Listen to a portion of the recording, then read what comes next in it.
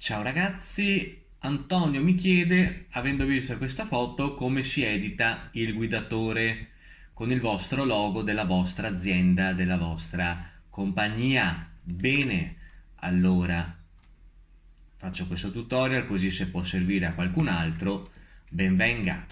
Cartella OMSI, ogni mappa ha il suo driver, quindi Maps.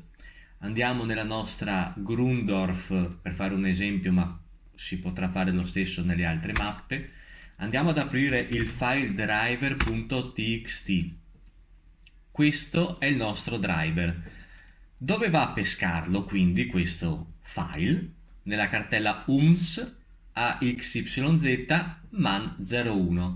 Quindi andiamo anche noi nella cartella omsi human axyz man.1. Il man.01 lo troviamo dentro questa cartella texture ed è questo file qui, aman001 body e aman001 head. Sono tutti e due .jpeg. Apriamo il body, è un semplicissimo file JPEG che voi potrete aprire molto semplicemente con qualsiasi editor, Photoshop, Paint.net, e applicargli magari il vostro loghetto qui. Bene, missione compiuta.